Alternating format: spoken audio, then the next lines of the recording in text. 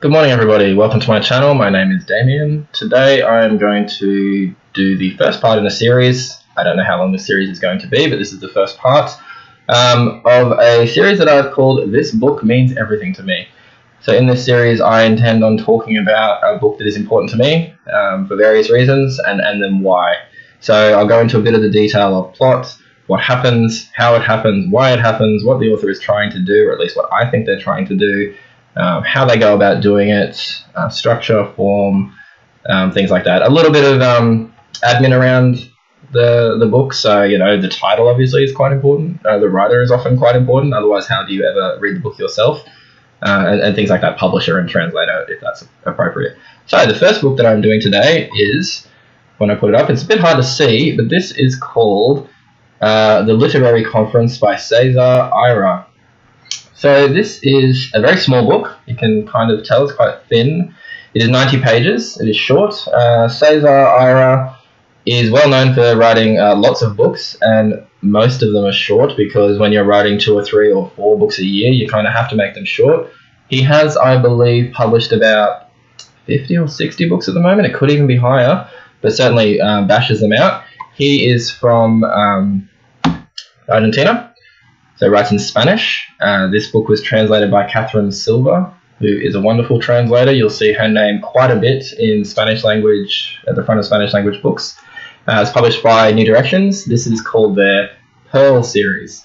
So that is basically a fancy way of saying small books. There's a few others. They're all this size, which is not too bad of a size. I'll give you a bit of a feel. That is up against a normal sized book. So it's a bit smaller. In terms of pages, they're all quite short, quite compact, which is good. I really like novellas, and this one in particular is a good example of what a novella can do in 90 pages that sometimes a novel can't do in 300. So we'll talk about that. So the literary conference sounds rather literary, and I suppose it is. In terms of this book, I suppose the best way to start is to talk about what it's about. I'm not a huge person on plot, but with this particular book, plot is reasonably important because it's a fairly ridiculous plot. So boiled down, this book, we'll sort of keep it up. It's very hard to see. César Aira is there. Literary Conference is, there. So this book is effectively about a mad genius who wants to clone a person to help take over the world, which sounds bizarre and insane, and it is, which is great. Throughout all that, though, it's really a mechanism to talk about things like creativity, about translation, about the importance of literature and writing and the difficulties inherent in that kind of activity, which is probably not evident initially from the plot explanation of mad scientists trying to take over the world. But here we are. So, I will read a very short excerpt at the start. Before I do, the book opens with the narrator, whose name is César. We don't quite know if his name is César Aira, but let's assume for ease. He is near what is called the Makuto line, which is some, ancient apparatus, well, not really ancient, old apparatus that had been set up by pirates. And there was supposedly pirate treasure, and no one could figure out this Makuto line and how to unravel its mysteries. So the first 10 or 20 pages of a 90-page book goes into how he achieved this and became rich, and by being rich was able to progress his plans for world domination by his mad scientist route. So again, a little bit ridiculous, but the act of how he manages to unravel the mystery allows the writer to talk about what it means to be a person and how art can shape an individual and make them unique. So I shall read a little bit here. So this is from page 8. It is not that I am a genius or exceptionally gifted, not by any means. Quite the contrary. What happened, I shall try to explain it, is that every mind is shaped by its own experiences and memories and knowledge, and what makes it unique is the grand total and extremely personal nature of the collection of all the data that have made it what it is. Each person possesses a mind with powers that are, whether great or small, always unique, powers that belong to them and to them alone. This renders them capable of carrying out a feat, whether grandiose or banal, that only they could have carried out. In this case, all others had failed because they had counted on the simple quantitative progression of intelligence and ingenuity, when what was required was an unspecified quantity, but of the appropriate quality of both. My own intelligence is quite minimal, a fact I have ascertained at great cost to myself. It has been just barely adequate to keep me afloat in the tempestuous waters of life, yet its quality is unique, not because I decided it would be, but rather because that is how it must be.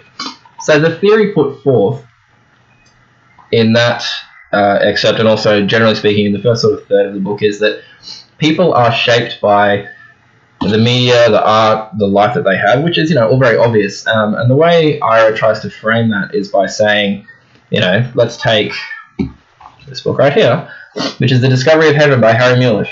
Let's say there's 10,000 people in the world that have read that book, or 100,000, it doesn't really matter.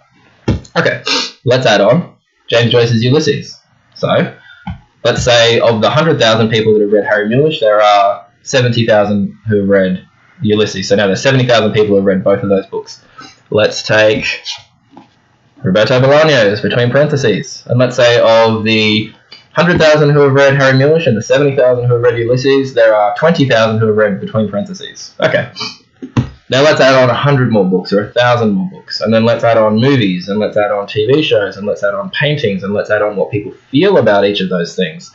And what Aira is trying to say is that the accumulation of the things that you do is who you are. It's all very straightforward and obvious. I mean, we would all probably think that, what I do is who I am. But it's interesting the way that he comes about that, and he tackles it primarily through literature. So he talks at length about literature in that respect. He talks less about the dog that you might have had, or the dinner that you had 3 nights ago with your friends, and so forth.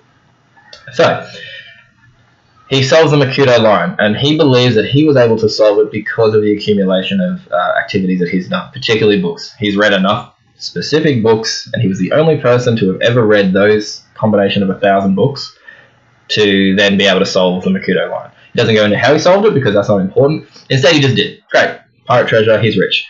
So the next day, he goes to a literary conference, which is in Venezuela, and he goes there because he wants to clone a genius in order to achieve his own goals.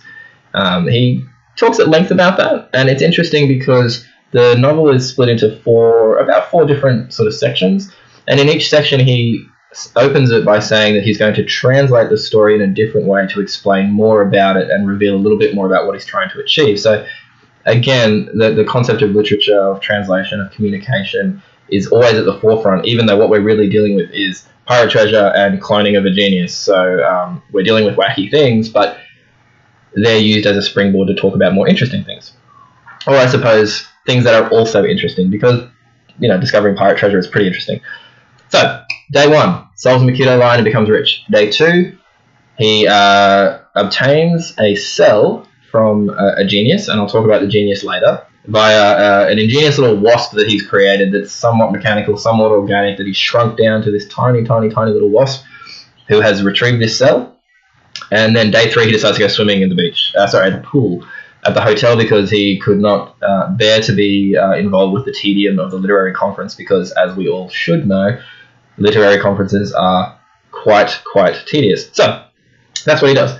When we find out who the genius is, he goes through various types of genius, political genius, romantic genius, scientific genius, and he settles on a literary genius. There's a reasonable explanation as to why. I'll leave that to anyone who's interested in the book. But the genius he settles on is Carlos Fuentes. So Carlos Fuentes, and I have here all of the books I own by Carlos Fuentes. Quite a few. Actually, I think I have some more, but these are the ones I've read at least. He's a great writer. He died a few years ago. He's Mexican. Very, very big in the Spanish language world. He started writing young and just kept publishing the books in many different styles and genres. Some of his books I hate. I hate Christopher Unborn. If anyone is interested, I detest that novel. I think it is horrific and terrible. I know what he was trying to achieve, but he did not, or at least in my opinion did not. It is not the postmodern masterpiece he wanted to create. But by and large, most of the other books are pretty good. I quite like Carlos Fuentes. And obviously so does César Aira. So he chooses Carlos Fuentes. So his little miniature wasp goes off, picks up a little bit of Carlos Fuentes' DNA, his cell, brings it back, and the cloning process starts. So that's that's going on. That's happening in his little mad scientist lab. He calls himself a mad scientist. That's not me saying that. He calls himself capital M, capital S mad scientist quite a lot. So he's quite aware of the fact that he is somewhat unstable when it comes to his emotions and mentality, and that's fine.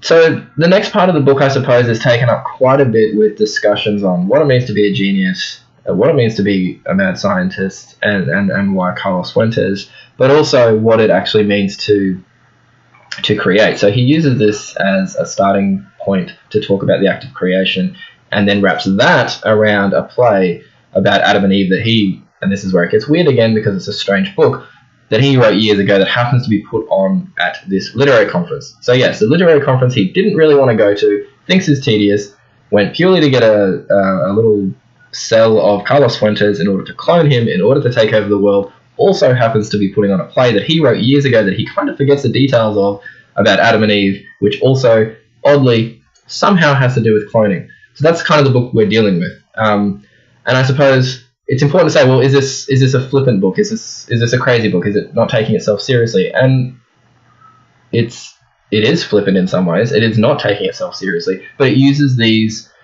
really interesting ideas. I mean, the attraction of pirate treasure, or the attraction of a mad scientist, or the attraction of cloning a genius.